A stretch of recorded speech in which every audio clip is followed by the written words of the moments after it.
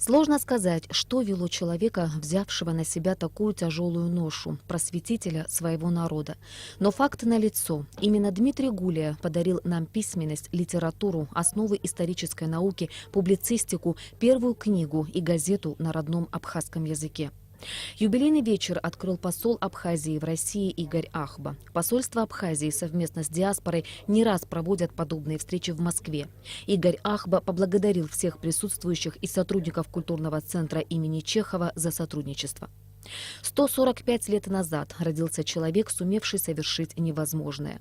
Что давало силы Дмитрию Гулия одновременно создавать и развивать такие разные направления, до сих пор загадка для ученых, занимающихся изучением его наследия. Деятельность Дмитрия Иосифовича была чрезвычайно многообразна, многоаспектна, многопланова. Он как-то в одном своем тексте биографическом он написал: «Я много распылял свои силы». Вероятно, он хотел бы большую часть своей жизни посвятить литературе, поэзии, прозе, и этим он, конечно, самый огромнейший вклад сделал в нашу культуру. Но таково было веление времени, что ему пришлось вот так распылять свои силы. А когда веление времени, ответственному человеку очень трудно от этого отказаться, от этой ноши отвести себя. Это было время, когда Абхазия вступала в новый период своей истории, когда надо было решать, по какому пути ей идти вперед, вступать в 20-е модернизированное столетие. И так как Дмитрий Иосифович стал как бы историческим избранником в этот период Абхазии, его, мне кажется, основная заслуга в том, что он смог прозреть те оптимальные пути развития Абхазии в грядущем столетии, и он повел Абхазию по этому пути. Самые пронзительные стихи Дмитрий Гулия посвятил своей родине. В них вся боль за махаджирство и безграмотность своего народа. На вечере, посвященном 145-летию со дня его рождения, стихотворение «Сапсадгил» в своем переводе прочитал поэт и переводчик Денис Чачхалия. Эти же стихи, но уже на языке оригинала, на вечере прозвучали еще раз в исполнении ученицы Московской абхазской воскресной школы Дианы Лапшиной. Услышали в этот вечер и голос самого Дмитрия Гулия. Запись голоса патриарха звучала на фоне видеосъемок 1958 года. Они были сделаны в Агудзере, на даче писателя, во время визита известного английского писателя Джона Байтона Пристли.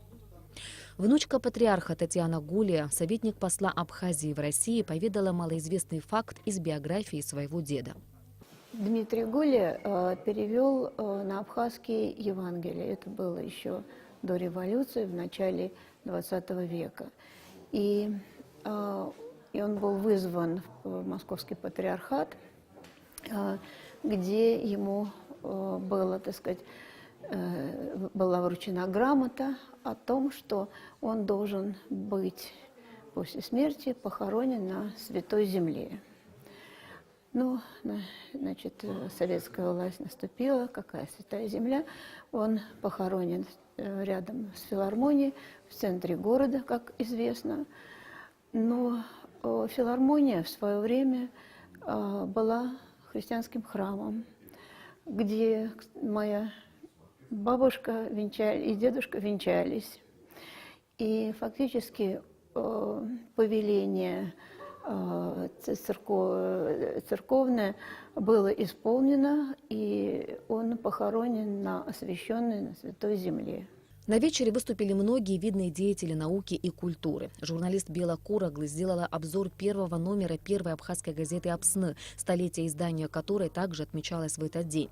Газета «Апсны» больше, чем газета для целой плеяды абхазских писателей и поэтов. Именно на ее страницах впервые были опубликованы многие, ставшие затем бессмертными, произведения наших классиков. А проблемы, которые поднимались на страницах издания в те далекие годы, созвучны современным, подчеркнула Бела Кураглы. На вечере звучали и музыкальные композиции. Одну из них исполнил музыкант, внук Ефрема Эшба Виктор Абрамян Эшба. Потомки Дмитрия Гулия, проживающие в Москве, это внуки Татьяна и Георгий Гулия, и их дети чтят память своего великого деда.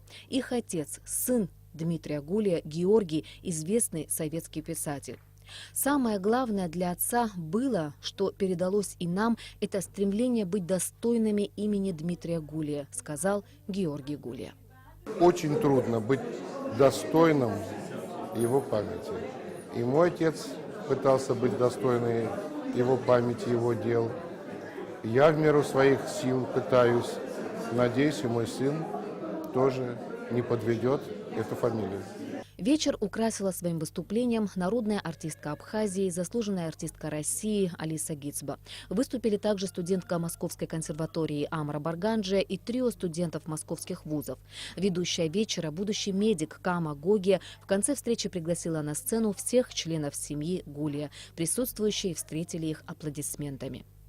Ирина Аршба, Амра Зарандия, Нона Кокоскир, Абхазское телевидение.